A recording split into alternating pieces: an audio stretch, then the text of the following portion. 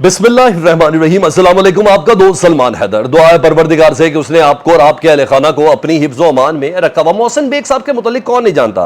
मेरा ख्याल है सारी दुनिया जानती है वो कौन है, कहाँ से आए हैं, कौन सी महफिलों में बैठते हैं, उनकी महफिलों में कौन कौन बैठता है, ये सब जानते हैं। नहीं है तो आप ज़रा गूगल करके देख लें, आपको समझ में आ जाएगी। उनका प्रोफाइल चेक कर लें तो समझ आ जाएगी। एक तस्वीर मैं भी बता देता हूँ।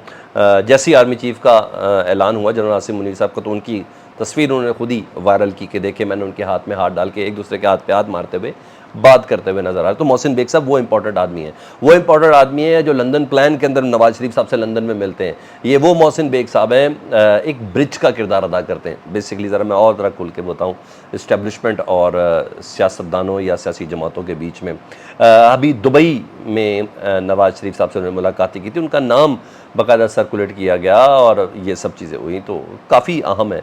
जिस तरह फैसल वाडा की गुफ्तगू बहुत इंफॉर्मेटिव होती है ना, और उसके अंदर कुछ ना कुछ निकलता है, इस तरह मोहसिन बेग साहब का भी यही तारुफ है। आज मोहसिन बेग साहब ने तमाम सियासतदानों को, तमाम सियासी जमातों को उनकी औकात बताई है। उन्हें बताया कि भाई आप किस कैपेसिटी के लोग हैं, आपकी वक़्त कितनी है। आज वो उन्होंने बताई है।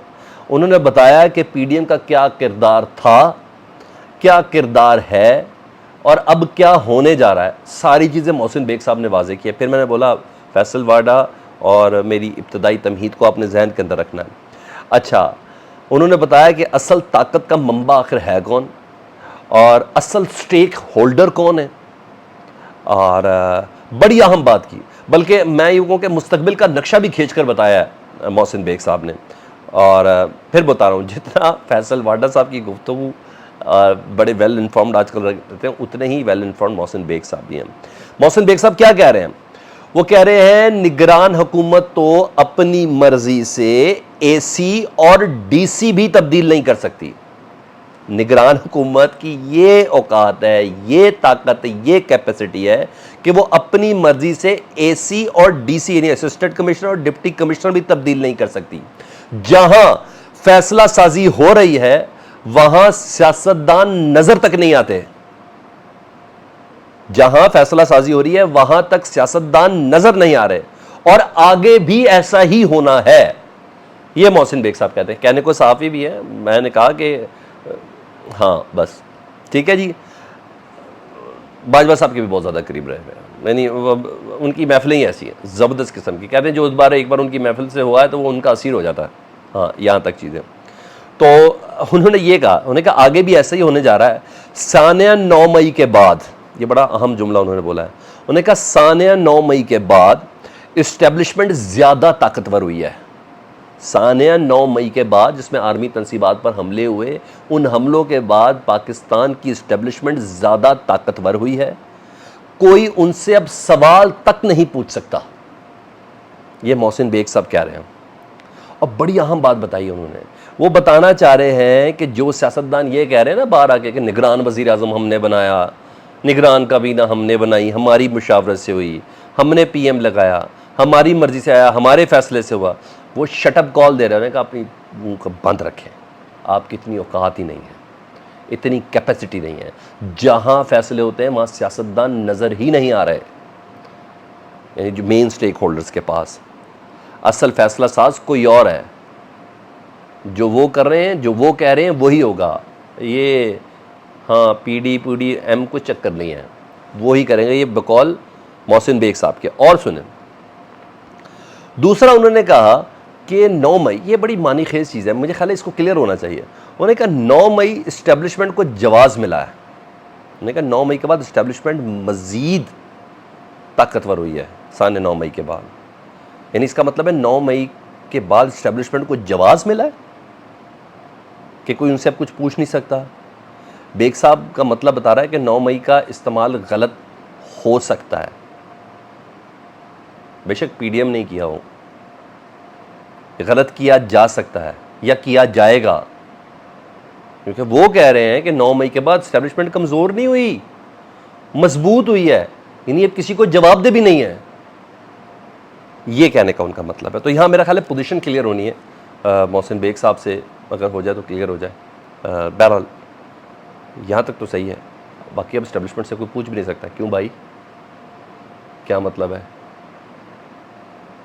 इधर तक तो उनकी बात मुझे दुरुस्त लगती है, मगर ये इशारा किस तरफ कर रहे हैं मोहसिन बेग साहब? शुरू में तो बता दिया कि भाई कौन किस किस कैपेसिटी के अंदर खेल रहा है, वो बड़े अच्छे से बता दिया। अच्छा, वकला तहरीक जनाब ज़ोर पकड़ने वाली है। ये इसका आगाज़ इमरान खान साहब ने ही कर दिया था, और जिस तरह की इमरान खान साहब इजलासों के अंदर जा रहे थे अपनी गिरफ़्तारी से चंद रोज़ पहले तक, कुछ अहम चीज़ें मज़ीद सामने आई हैं। पहली बात तो पाकिस्तान बार कौंसल, उन्होंने इंतखाबात अपनी आइनी मुद्दत से आगे जाने पर उन्होंने कहा है कि हम तहरीक का आगाज़ करने जा रहे हैं। ठीक है जी।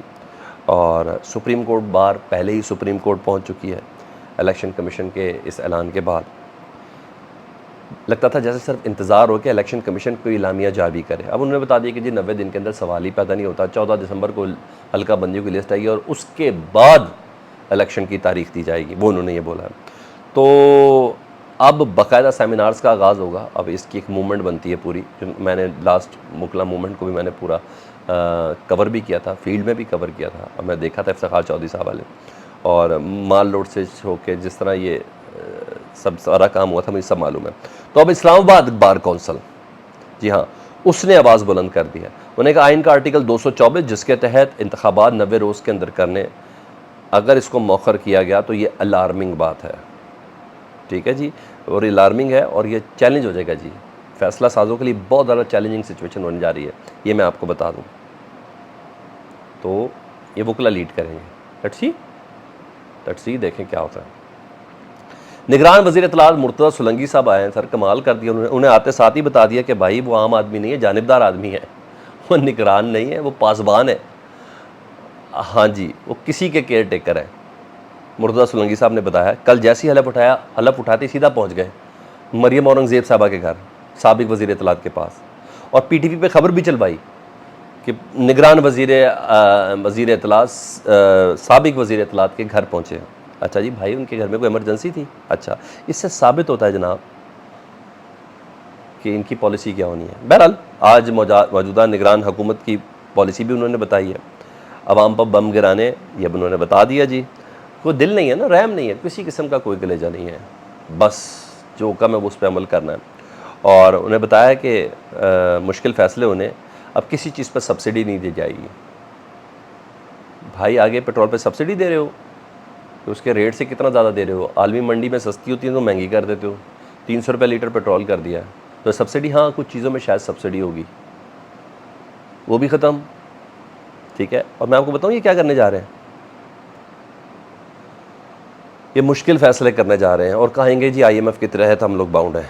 ये 50 रुपये मज़ीद लीटर पेट्रोल करेंगे, पेट्रोल ये 350 रुपये करेंगे, थोड़ा थोड़ा करेंगे, पॉकेट्स में करेंगे, जिस तरीके से करेंगे, लेकिन बहरहाल ये करेंगे, और ये मुश्किलात बढ़ाएंगे आवाम की, और ये सब होगा। और ये कहेंगे जी IMF ने डिक्टेट किया था, उनकी शराइत थी, वो उसको हमने मानना है, बस दैट्स इट। ये इस पैरा के ऊपर लेके चलेंगे। निगरान वज़ीर आज़म अनवारुल हक काकड़ साहब ने काबीना का पहला इजलास बुलाया, उससे खिताब किया, उन्होंने अपनी पॉलिसी बता दी। 2 हरफी पॉलिसी है सर, 2 हरफी पॉलिसी है।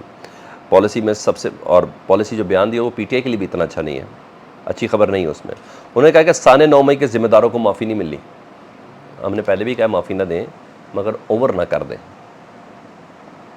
ओवर ना कर दें काम। उसके चक्कर में पुलिस सिस्टम को समझें, पुलिस क्या क्या कर रही है, और सारी सलवातें किसी और को पहुंच रही हैं, सिस्टम के अंदर क्या कर रही है। ठीक है, कोई सर्वे करा लो यार, चुप करके कोई स्पेशल ब्रांच की सर्वे करा लो, पता आपको चल जाएगा। अच्छा, साने 9 मई के ज़िम्मेदारों को माफ़ी नहीं मिलेगी, सज़ा होगी, ओके, कोई मसला ही नहीं है। और दूसरा उन्होंने कहा जी इकॉनमी, यानी 9 मई टारगेट है इनका। भाई कैसे इनकार कर रहे हैं, 9 मई का टारगेट है और उसके किरदारों को सज़ा दिलानी है। अब वो किरदारों को किन किन को किस किस तरीके से शामिल करना है, किरदार कौन कौन से हो सकते हैं, लेट्स सी। देखें, अभी तो पेशियाँ शुरू हुई हैं, मैं और आप दोनों को इंतज़ार है। मुझे तो कोई कन्फ्यूजन नहीं है, आपको है तो मुझे कमेंट सेक्शन में बताएं। अपना बहुत ख्याल रखें। अल्लाहुम्मा सल्ली अला मुहम्मद व आले मुहम्मद।